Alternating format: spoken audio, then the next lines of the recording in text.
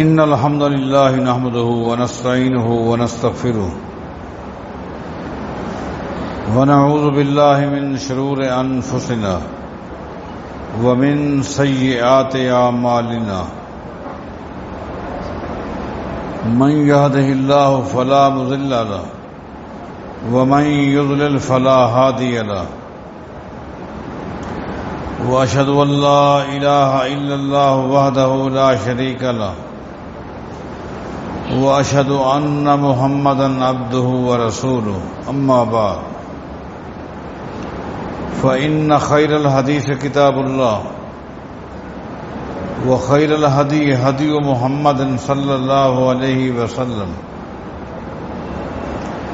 وشر الأمور محدثاتها وكل محدثة بدعة وكل بدعة ضلالة وكل ضلالة في النار أعوذ بالله من الشيطان الرجيم بسم الله الرحمن الرحيم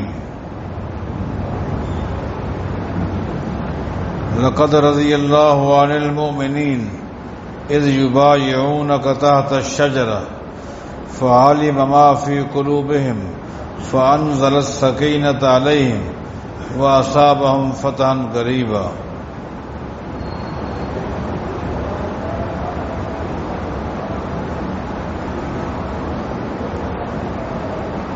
سیرت صحابہ رضوان اللہ علیہم اجمعین کے عنوان پر آج ایک عمومی گفتگو کرنی ہے، اس کے بعد بالترتیب خلفائے راشدین اور دوسرے صحابہ کرام کا انفراداً سیرت کے مختلف پہلوؤں کو آپ کے سامنے رکھنے کا ارادہ ہے۔ اللہ تعالی حق گوئی کی توفیق عطا فرمائے۔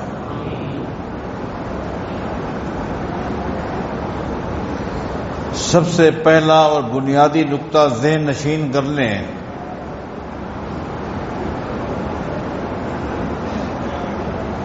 کہ کائنات کے امام محمد الرسول اللہ صلی اللہ علیہ وسلم کی سیرت اور صحابہ کرام رضوان اللہ علیہم اجمعین کی سیرت، یہ دونوں سیرتیں آپس میں لازم اور ملزوم ہیں۔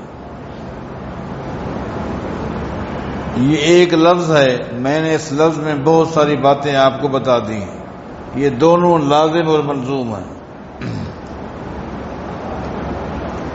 ان کو جدا اور الگ نہیں کیا جا سکتا۔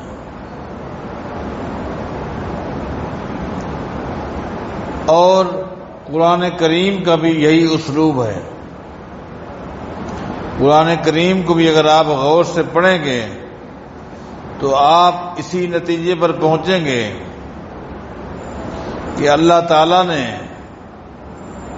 کائنات کے امام محمد الرسول اللہ صلی اللہ علیہ وسلم کی سیرت کو بیان کیا اور ساتھ ہی صحابہ کرام کی سیرت کو بھی بیان کیا، دونوں کو ساتھ بیان کیا۔ اللہ تعالیٰ فرماتا ہے وَالَّذِي أَرْسَلَ رَسُولَهُ بِالْهُدَى وَدِينِ الْحَقِّ لِيُظْهِرَهُ عَلَى الدِّينِ كُلِّهِ وَكَفَى بِاللَّهِ شَهِيدًا محمد الرسول اللہ۔ دیکھیں یہاں اللہ تعالیٰ نے اپنے پیغمبر کی سیرت کو بیان کیا ہے، آپ کی فکر کو بیان کیا ہے، آپ کی دعوت کو بیان کیا ہے۔ جو دین اللہ نے اپنے پیغمبر پہ نازل کیا تھا اس کی حیثیت کو واضح کیا ہے، اور کیا کہا آخر میں؟ محمد الرسول اللہ۔ ان تمام باتوں کا خلاصہ یہ اللہ فرماتا ہے، اس بات کو ذہن نشین کر لیں کہ محمد الرسول اللہ، محمد اللہ کے رسول ہے۔ کیا مطلب؟ اس کا مطلب یہ ہے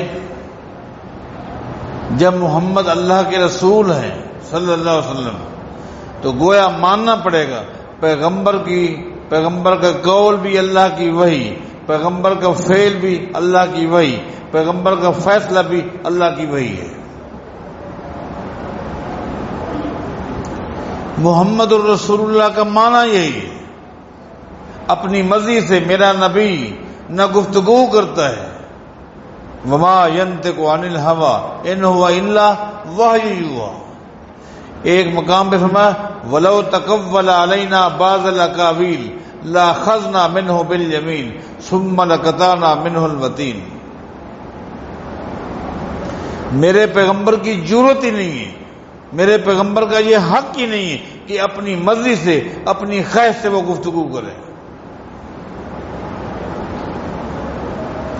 وہ تو محمد الرسول اللہ ہیں، اللہ کے رسول ہیں۔ اور یہی بات حدیبیہ کے موقع پر نبی علیہ الصلوۃ والسلام نے سیدنا عمر سے کہی تھی، جب ان کے دل و دماغ میں اس فیصلے کے حوالے سے کچھ اشکالات آ رہے تھے، بہت سارے اشکالات تھے جو ان کے دماغ میں گردش کر رہے تھے۔ آپ سنتے رہتے ہیں جب فیصلہ ہو گیا تو امیر عمر پریشان ہو گئے، یہ فیصلہ ان کے دماغ میں اتر نہیں رہا تھا، ان کا ذہن قبول نہیں کر رہا تھا، انکار نہیں کیا، دماغ میں اتر نہیں رہا تھا۔ وہ چاہتے تھے کہ پیغمبر کا فیصلہ میرے دماغ میں اتر جائے۔ کیوں نہیں اتر رہا تھا؟ اس لیے بظاہر اس فیصلے کی جو شکیں تھی واضح طور پر مسلمانوں کے خلاف تھی۔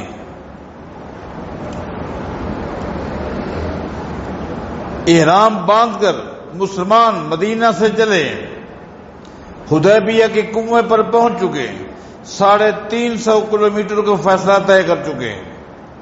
اب سامنے مکہ ہے، 19 کلومیٹر کا فاصلہ باقی رہ گیا۔ فیصلے میں ایک شک یہ تھی جس کو نبی علیہ السلام نے قبول کر لیا، وہ کیا تھی کہ اس سال تم لوگوں نے عمرہ نہیں کرنا، بغیر عمرے کے واپس چلے جاؤ، اگلے سال آنا۔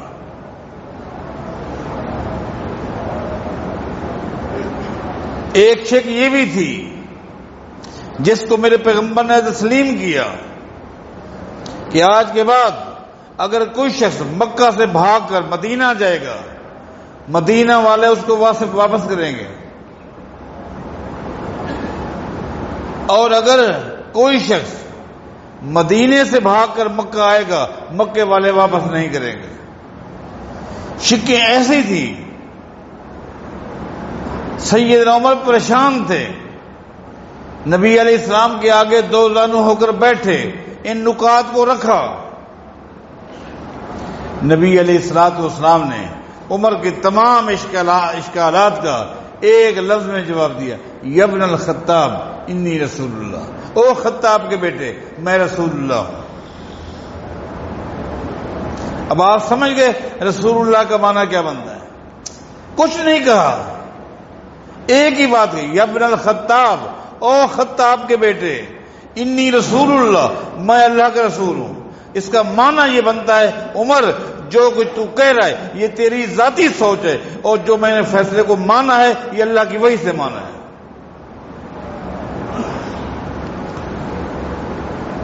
تو واپس آئیے، اللہ تعالیٰ اپنے پیغمبر کی سیرت کو بیان کر رہا ہے، هو الذی ارسل رسولہ بالہدی ودین الحق لیظہرہ علی الدین کلہ وکفی باللہ شہیدا، محمد الرسول اللہ۔ پیغمبر کی سیرت کو بیان کیا، اس کے فوراً بعد اللہ آگے صحابہ کرام کی سیرت کو بیان کر رہا ہے، والذین معہ اشداء علی الکفار رحماء بینہم تراہم رکعا سجدا یبتغون فضلا من اللہ ورضوانا سیماہم فی وجوہہم من اثر السجود ذالک مثلہم فی التوراۃ ومثلہم فی الانجیل كزرع اخرج شطه فآزره فاستغلظ فاستوى على سوقه يعجب الزراع ليغيظ بهم الكفار وعد الله الذين آمنوا وعملوا الصالحات منهم مغفرۃ واجرا عظیما۔ پیغمبر کی سیرت کو بیان کرنے کے ساتھ ساتھ اللہ تعالیٰ صحابہ کے عقیدے کو، صحابہ کی عبادت کو، ان کے اخلاق کو بیان کر رہا ہے، ان کے معاملات کو، ان کے کردار کو بیان کر رہا ہے، لازم و ملزوم ہے۔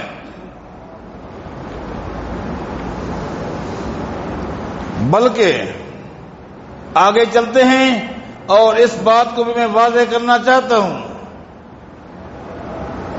کہ صحابہ کرام کے کردار کا تحفظ در حقیقت اسلام کا تحفظ ہے۔ اس بات کو ایمانی جذبے کے تحت اپنے دل و دماغ میں بٹھائیں۔ صحابہ کرام کے سیرت کا تحفظ، صحابہ کرام کے کردار کا تحفظ در حقیقت اسلام کا تحفظ ہے، عقیدے کا تحفظ ہے، مسلمانوں کے عبادات کا تحفظ ہے۔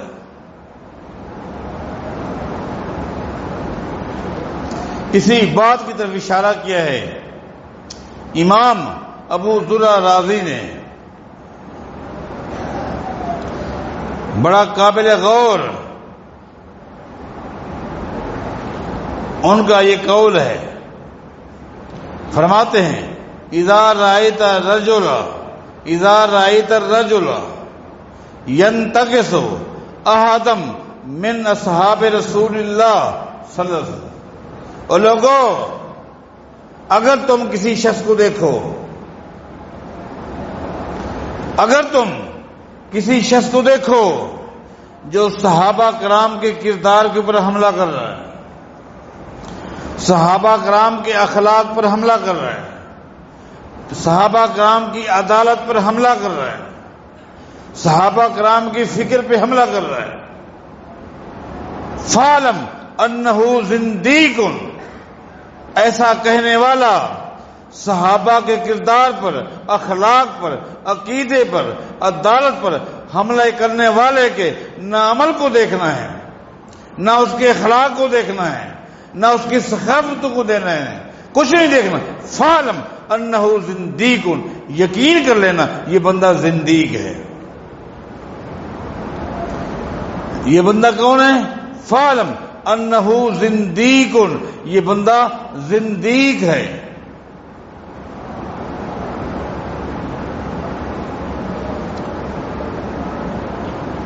اور زندیق اس شخص کو کہتے ہیں جو شخص اپنے جذبات کو دین سمجھتا ہو، اپنے اقوال کو، اپنی سوچ کو، اپنی فکر کو شریعت سمجھتا ہو، اسلام سمجھتا ہو، اس شخص کو زندیق کہتے ہیں، جو کہ واجب القتل ہے۔ فرما لوگوں اگر تم کسی شخص کو دیکھو کہ وہ صحابہ کرام کی سیرت پر حملہ کر رہا ہے، فَاعْلَمْ أَنَّهُ زِنْدِيقٌ، یقین کر لینا یہ شخص زندیق ہے۔ کیوں؟ اس کی وجہ کیا ہے؟ اس کی وجہ کیا ہے؟ مطلب ذالک ان الرسول صلی اللہ علیہ وسلم عندنا حق والقرآن حق۔ فرماتے ہیں لوگوں اللہ نے اپنے آخری پیغمبر کو بھیجا، پیغمبر حق پر، پیغمبر کا پیغام سچا، ان کی دعوت سچی،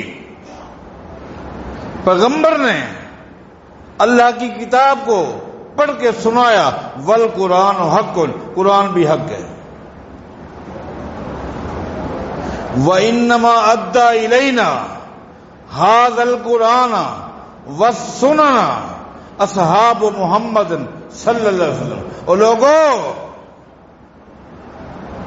پوری امت تک اللہ کا دین جو اللہ نے اپنے پیغمبر پہ نازل کیا، قرآن کی شکل میں، پیغمبر کی سیرت کی شکل میں، پیغمبر کی سنن کی شکل میں، وہ لوگوں تک دین پہنچا ہے تو پہنچانے والے صحابہ کرام ہیں۔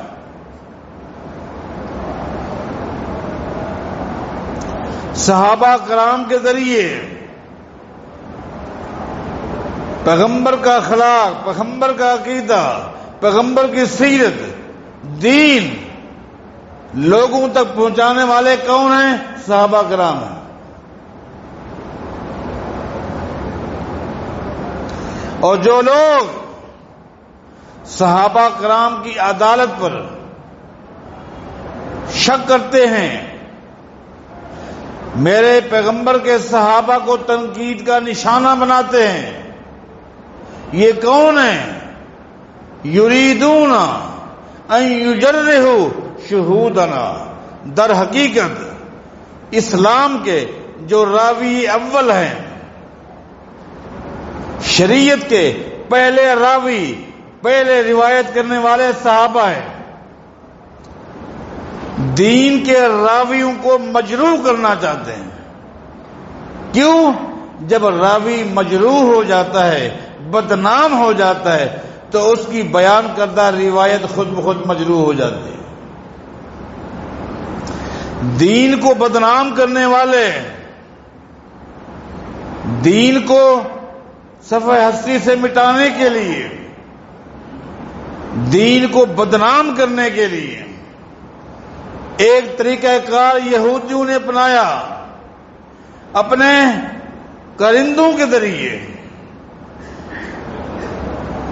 کہ براہ راست تم نہ اس قرآن کو بدنام کر سکتے ہو، نہ تم پیغمبر کی سیرت کو بدنام کر سکتے ہو۔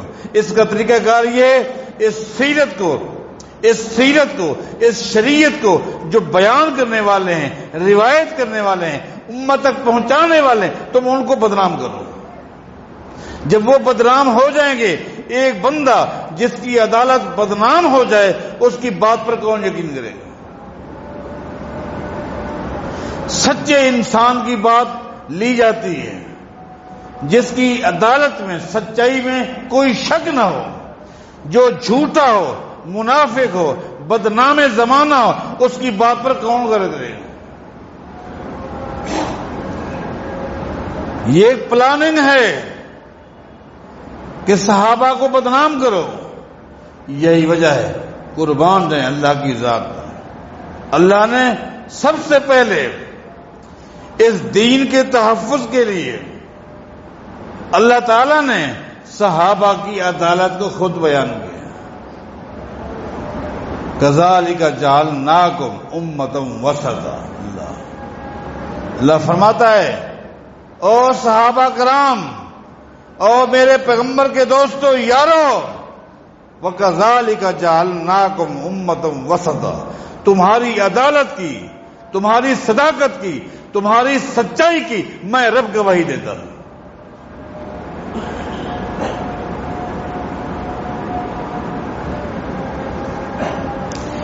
کیوں نہ میں تمہاری عدالت کی گواہی دوں؟ تکونوا شہداء علی الناس، اس لیے کل قیامت کے دن رب کی دربار میں جب نوح علیہ السلام آئیں گے، نوح علیہ السلام آئیں گے،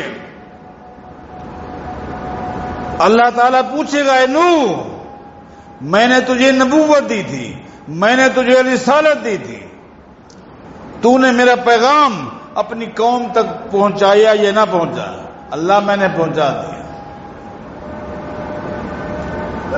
تو نے پہنچا دیا؟ جی ہاں، پہنچا دیا۔ تمہارے گواہ کون ہیں؟ گواہ کون ہیں؟ کل قیامت کے دن نوح علیہ السلام کی گواہی کون پیش کریں گے؟ امت محمد پیش کرے گی۔ وَتَكُونُوا شُهَدَاءَ عَلَى النَّاسِ، اللہ، صحابہ کل قیامت کے دن انبیاء کی گواہی دیں گے، اور گواہی کون دیتا ہے؟ جس کی صداقت میں شک نہ ہو، جس کی عدالت میں شک ہو، وہ عدالت میں گواہ بن نہیں سکتا۔ اس لیے اللہ فرماتا ہے وَتَكُونُوا شُهَدَاءَ عَلَى النَّاسِ، اے میرے پیغمبر کے دوستو، میں نے تمہیں عادل بنایا ہے، سچا بنایا ہے، میں تمہاری عدالت کی گواہی دیتا ہوں۔ میں آپ سے پوچھتا ہوں، جس جماعت کی ایمان داری کو، تقوی کو، پرہیزگاری کو، عدالت کو رب بیان کرے، اگر پوری کائنات کے لوگ مل جائیں اور صداقت کو، امانت کو، ایمان کو، تقوی کو اس جماعت کے سینے سے نکالنا چاہیں، الگ کرنا چاہیں، نہیں کر سکتے۔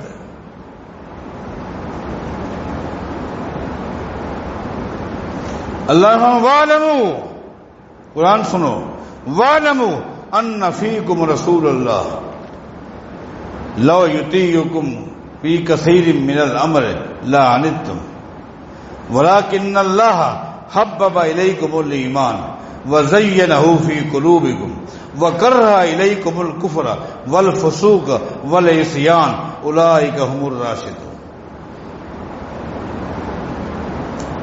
او لوگو غور تو کرو، اللہ تعالیٰ اپنے پیغمبر کی سیرت کے ساتھ ساتھ صحابہ کی سیرت کو بیان کر رہا ہے، اور کیا کہا؟ صحابہ کی سیرت کو بیان کرتے ہوئے کیا کہا؟ وَلَٰكِنَّ اللَّهَ حَبَّبَ إِلَيْكُمُ الْإِيمَانَ۔ او صحابہ کرام، میرے پیغمبر کے یارو، ساتھیوں، صحابہ کرام سنو، وَلَٰكِنَّ اللَّهَ حَبَّبَ إِلَيْكُمُ الْإِيمَانَ، زمین کی پشت پر تم ایسی جماعت ہو کہ تمہارے لیے اللہ نے ایمان کو پسند کیا ہے۔ تمہارے لیے اللہ نے کس کو پسند کیا ہے؟ ایمان کو۔ خالی پسند نہیں کیا، وَزَيَّنَهُ فِي قُلُوبِكُمْ، وَزَيَّنَهُ فِي قُلُوبِكُمْ، اللہ نے ایمان کو، اے صحابہ، اللہ نے ایمان کو تمہارے دلوں میں مزین کر دیا۔ جس جماعت کے سینوں میں اللہ خود ایمان کو مزین کر دے، اس مزین کیے ہوئے ایمان کو صحابہ کے سینوں سے کون نکال سکتا ہے؟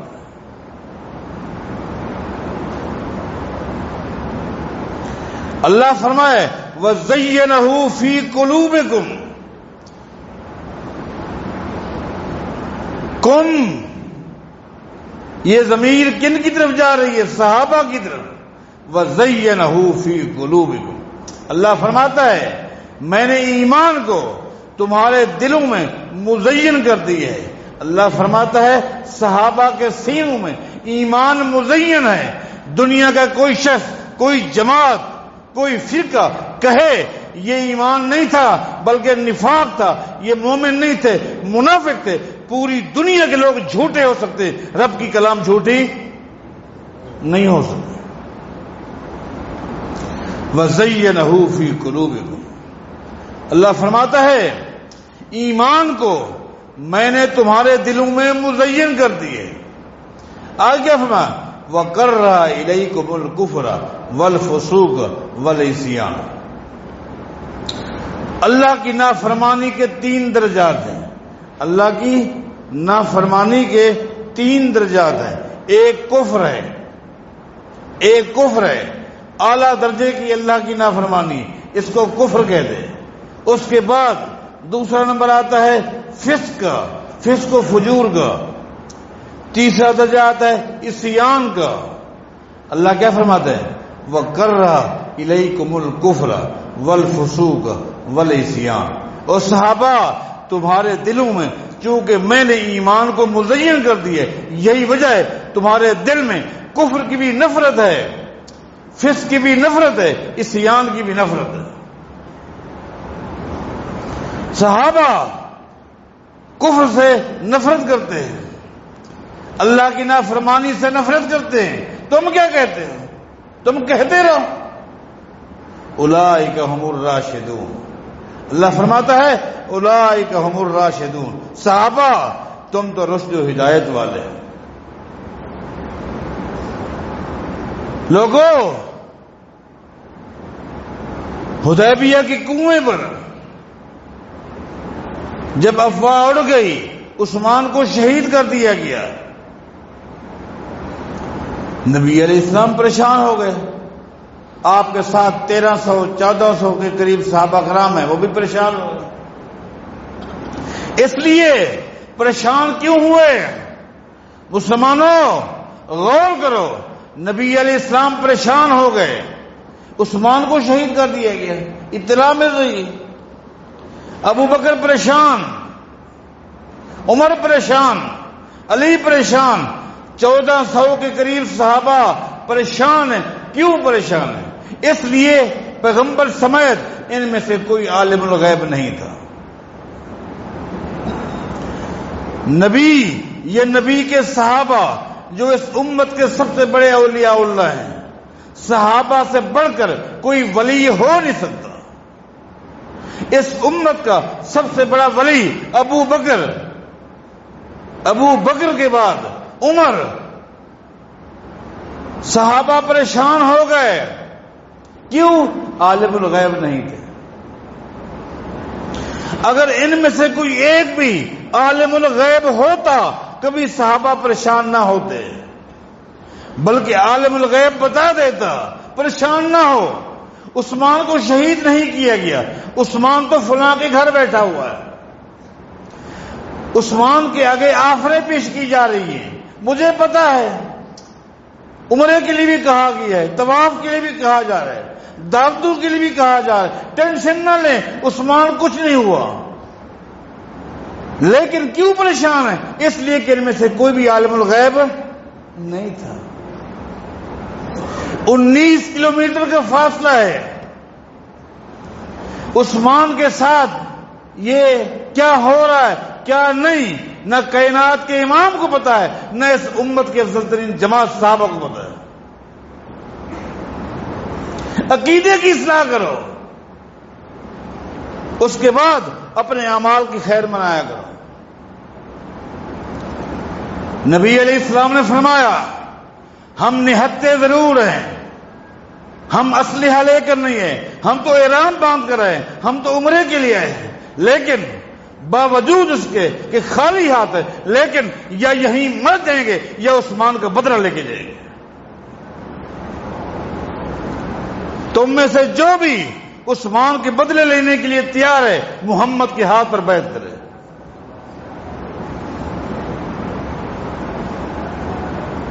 چودہ سو کے قریب صحابہ میرے پیغمبر کے ہاتھ پر بیعت کر رہے ہیں، ہم تیار ہیں، ہم تیار۔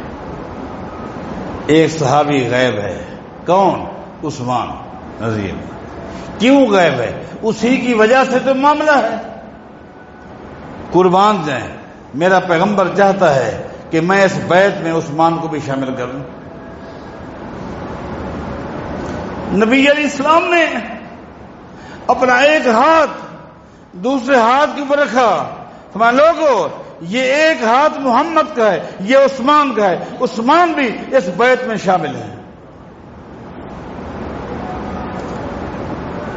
اللہ نے اس انداز کو دیکھا، قرآن نازل کر دیا، لقد رضی اللہ عن المؤمنین اذ یبایعونک تحت الشجرہ فعلم ما فی قلوبہم وانزل السکینۃ علیہم واصابہم فتحا قریبا۔ اللہ فرماتا ہے لقد رضی اللہ، لقد رضی اللہ، اللہ راضی ہو گیا۔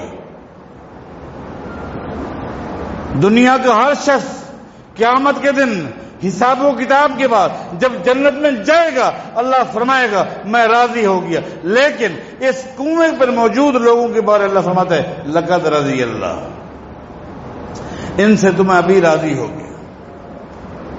کیا فرما؟ لقد رضی اللہ عن المؤمنین، یہ سارے مومنین ہیں، یہ سارے کیا ہیں؟ یہ 1400 صحابہ، اللہ فرماتا ہے یہ مومنین ہیں۔ لقد رضی اللہ عن المؤمنین، اللہ ان کو کیا کہہ رہا ہے؟ مومنین کہہ رہا ہے۔ دنیا کی کوئی طاقت ان کو مومنین کے فیصلے نکالتا ہے؟ نہیں نکال سکتا، رب کی کلام سچی ہے۔ اللہ فرماتا ہے یہ مومنین ہیں۔ لقد رضی اللہ عن المؤمنین اذ یبایعونک تحت الشجرہ فعلم ما فی قلوبہم، اللہ فرماتا ہے میں ان کو مومنین کیوں کہہ رہا ہوں، میں ان سے کیوں راضی ہو گیا، اس کی اللہ پاک وضاحت کر رہے ہیں۔ فعلم ما فی قلوبہم، لوگوں میں ان کو مومنین کیوں کہہ رہا ہوں، میں ان سے راضی کیوں ہو گیا، اس کی وجہ یہ ہے فعلم ما فی قلوبہم، اصل میں میں نے ان کے دلوں کو دیکھا، میں نے صحابہ کے دلوں کو دیکھا، میں نے ان کے دلوں میں ایمان کو پایا، اخلاص کو پایا، تقوی کو پایا، توحید کو پایا، تابعداری کو پایا۔ فعلم ما فی قلوبہم، میں نے ان کے دلوں میں جھانک کر دیکھا تو مجھے ایمان نظر آیا، مجھے کفر نظر نہیں آیا، نفاق نظر نہیں آیا، میں ان سے راضی ہو گیا۔ بتاؤ، فعلم ما فی قلوبہم فانزل السکینۃ علیہم واصابہم فتحا قریبا۔ جن کے ایمان کا تذکرہ رب کرے، جن کے تقوی کو رب بیان کرے، دنیا والے جو چاہے کہتے رہے، رب کی کلام سچی، رب سچا، رب کی کلام سچی، رب کا پیغمبر سچا، پیغمبر کی سیرت سچی ہے۔ تو یہ صحابہ کرام کی سیرت کے حوالے سے کچھ اور بھی کہنا تھا، لیکن یہ چند باتیں ہو گئی، چلو اس پر ہم غور کریں گے انشاءاللہ، تو انشاءاللہ ہماری اصلاح ہو جائے گی، غلط فہمیاں دور ہو جائے گی، اور ترتیب کے ساتھ صحابہ کرام کی سیرت کو انشاءاللہ بیان کرنے کا پروگرام بنا لیا ہے۔